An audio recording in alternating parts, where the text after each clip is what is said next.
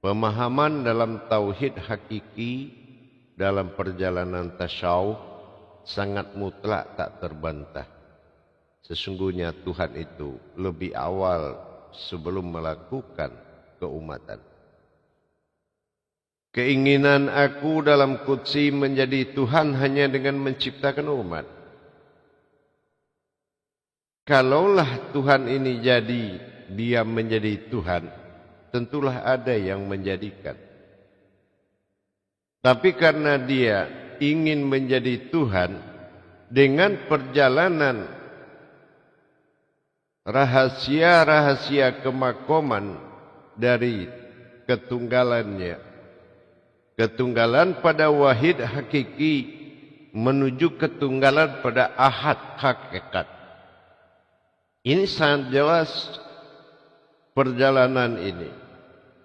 Mulai dari tiada menjadi ada menjadi wujud, wujud berwujud dan bermaujud. Ini perjalanan hakiki menuju hakikat. Batasan Tuhan adalah hakikat. Dan segala hakikat itu adalah perjalanan dari hakiki. Untuk kita mengetahui bagaimana terjadinya Tuhan. Dalam suatu ketuhanan, apa yang membuat atau yang dijadikan oleh aku yang ingin menjadi Tuhan? Pertama sekali atau awal dia jadikan. Sehingga wujud dari aku menjadi anutan dan sembahan dari semesta. Jangan hanya kita tahu Allah itu Tuhan. Tapi bagaimana dia melakukan suatu perbuatan sehingga dinamakan menjadi anutan. Laksana dia buat suatu keputusan, dia jadikan suatu kejadian yang membuat semua ketergantungan dan berharap kepadanya. Ini namanya perbuatan sebuah anutan. Tajali dari ketuhanan ini tadi. Apa ada memang sesuatu datang jadi Tuhan? Atau memang aku pada sejati diriku sendiri yang akan menampilkan suatu kekuatan dan kekuasaan sehingga tidak ada lagi yang kuat dan berkuasa selain aku. Ini adalah dari suatu perbuatan. Bukan aku menampilkan diri memperlihatkan sebagai Tuhan. Makanya dalam syahadat tauhidin, la ilah, tidak ada Tuhan.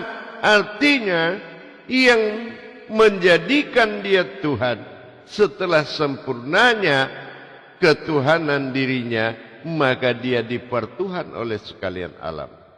Ini yang dikatakan, aku ingin jadi Tuhan, maka kujadikanlah umat. Dalam perjalanan kebenaran tersebut, ini yang dikatakan dengan makom kaji lahud. Lahud ini adalah suatu getaran, suatu kekuatan yang sangat dahsyat. Suatu kekuatan yang tidak ada bantahan, tidak ada tandingannya. Dan kekuasaannya yang tidak ada yang menundukkan kekuasaannya, tetapi tunduk di bawah kekuasaannya. Dua perkara ini menjadi sebuah andalan, bukti menjadikan awal dari segalanya, sehingga dia menjadi panutan. Kekuasaan dan kekuatan telah dihimpun dalam hakikinya aku. Ini yang dikatakan aku yang hakiki dari diriku sendiri. Siapa hakiki diriku? Adalah kekuatan dan kekuasaanku. Inilah yang akan menjadi Tuhan sebagai ketuhanan dari semesta. Ini yang dikatakan lahud. Jadi tidak mungkin kita tidak bisa atau tidak mengerti apa itu Tuhan. Dan dari mana Tuhan itu menjadi Tuhan? Apa ada yang menjadikan Tuhan? Kalau tidak, dari mana tajalli Tuhannya dari aku awal mula jadi. Aku Tuhan. Ini tidak ada kalimatnya. Secara hakiki akan muncul kalimat itu. Tapi secara hakikat dia mentiadakan Tuhan. Tapi menyatakan akulah Tuhan. Ini pada kata la yang akan berwujud kepada hu. La ilah. La tiada, hu ilah Tuhan. Tapi kalau kita melarikan ke hakiki, lam alif menandakan la itu adalah makom dari ligaha, sementara domah u adalah sir. Ha ditambah u menjadi hu, aku. Dasar dari kata la. Berarti la ilah adalah iman, ilmu itu adalah aku, ilah aku Tuhan. Nah di sini dibuktikan dengan perjalanan siapa yang mengaku aku Tuhan dan bernama Allah. Aku Tuhan tidak akan pernah ada disampaikan oleh satu ayat. Tetapi aku adalah nyata bernama Allah. Inilah yang dikatakan kaji aku tadi. Hakiki dari perbuatan diriku sendiri. Tajalli dari aras sebagai terkuat, qudsi sebagai terkuasa. Maka dalam kekuatan dan kekuasaan aras dan qudsi ini yang dinamakan lahut, goncangan, kekuatan, daya. Nah ini yang dikatakan getaran. Nah ini yang dikatakan lahut. La berartikan alam, sementara hu ilah. Sifatnya adalah hu, itu adalah ketuhanan atau ilah. Jadi disinilah dikatakan hu Allah, alam ilah, alam Allah. Dikatakan alam semesta adalah Allah, sifat zahir. Dikatakan ilah Tuhan, inilah Rabb. Nah ini yang dikatakan sifat alam dan sifat diri. La hud. La adalah sifat alam. Hud ilah bersifat diri. Ini yang dikatakan Allahu alam. Jadi Tuhan semesta alam, Tuhan diri-diri, Rabbin nas rabbil alamin, berasal dari kekuatan lahud. Lahudlah yang mawujud kepada Rahman dan Rahim. Lahudlah yang berbuat dalam kodrat aras Rabb dan ilah Tuhan. Dengan demikian, siapa wujud dari kodrat tersebut? Sehingga apabila lahud itu datang, dia akan menggugurkan segala penamaan, segala kodrat, karena dia adalah diri tunggal yang dikatakan sifat tunggal, diri tunggal dan diri manunggal. Ini yang merubah kodrat. Tidak ada lagi kodrat yang dia datangi bernama-nama. Tidak dia kenal itu laki-laki. Tidak dia kenal itu perempuan. Maka dia akan berwujud kepada sebuah wujud kodrat. Inilah yang dikatakan kemunculan aku ilah. Ini yang dikatakan juga dengan bahasa ruh qudsi, yaitu hayatnya kekuasaan. Kekuasaan yang hidup dan kekuasaan yang berupa. Kekuasaan yang hidup ilah. Kekuasaan yang berupa adalah la atau alam. Maka dikatakan lahud. Lahud adalah kekuatan yang sangat suci dan maha suci. Tidak terjangkau oleh apapun. Kemampuan apapun tidak akan menjangkau keberadaan daripada lahudku. Dan tidak ada di dalam lahud itu suatu alam yang sangat halus. Tidak akan ada di situ namanya waktu. Tidak ada di situ usia. Tidak ada di situ tempat. Bahkan lahud ini disebut dengan alam tidak ada. Tetapi kenapa dikatakan tidak ada? Bukan tiada. Maknanya adalah seseorang yang telah mengalami lahutnya aku dalam goncangan, dalam getaran, membuat semua tidak ada, melainkan aras itu sendiri yang ada. Ini yang dimaksud nyaris tidak ada. Dikatakan alam lahut itu adalah ada, tetapi nyaris dikatakan tidak ada. Bukan tidak, bukan tiada, tetapi tiadalah yang ada, melainkan lahut itu semata. Ini kekuatannya. Ruh Qudsi adalah kekuasaan yang hidup dan berkuasa. Inilah ketuhanan dari sifatku. Dia hanya menjalankan, menunaikan satu kewajiban. Karena dia adalah keakuan dari aku yang ingin menjadi Tuhan, menjadi ketuhanan bagi diriku. Dan dia adalah kekuatan mutlak, kekuasaan yang tidak ada batasnya. Wujud itulah yang dinamakan dasar ghaibul ghaib. Artinya gaib di atas yang gaib. Apa maksudnya gaib? Dia murni dan sangat murni sekali. Barang siapa yang berhadapan dengan lahutku, maka gugurlah semua kemampuannya. Inilah kekuatannya. Kemunculan lahutku adalah kemunculan aku, yang mana di mana dia muncul akan menjadi surga bagi orang yang melihatku melalui wadah kemunculanku. Surga yang dimaksud adalah runtuh segala kebatilan di depan seorang yang telah mencapai lahut.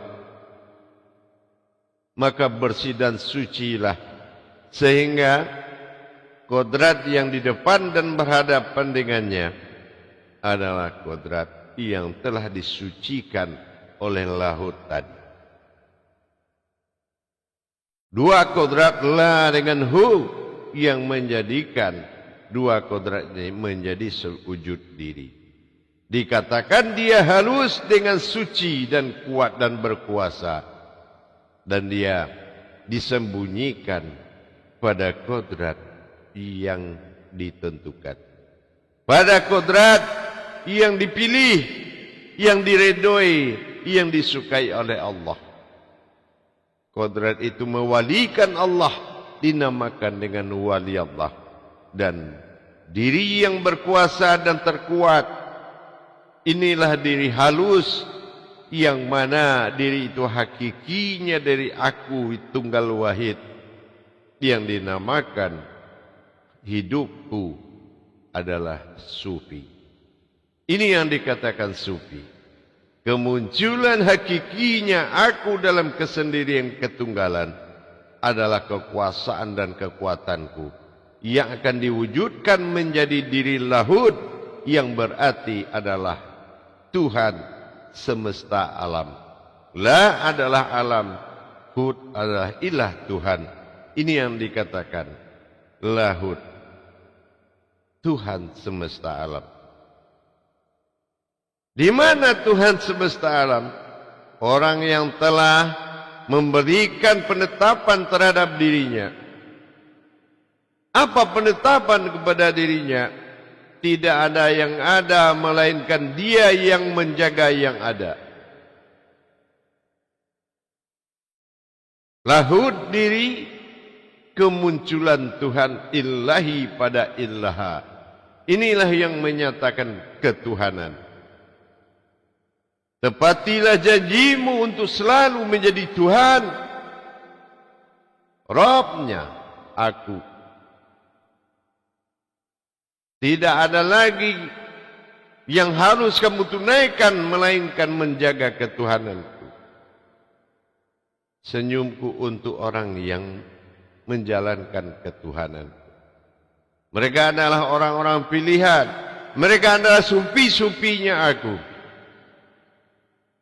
Di depan mereka sudah sama di depan aku. Mereka mengorbankan segala kehidupannya untuk menjadi hidup mutlak. Dia adalah pilihan ketunggalan. Itu yang dikatakan jiwa raga dalam wujud qudsi, ruh qudsi. Ruh yang menjadi kuasa dan berkuasa, menjadi panutan dari sekalian alam dan semesta. Ini yang dikatakan lahud. Dari getaran dan kekuatan yang berpadu dan bergejolak pada diri, maka disitulah ketuhanan itu muncul untuk menggugurkan segala kekuatan dan menaklukkan semua kekuatan untuk bersujud kepadanya.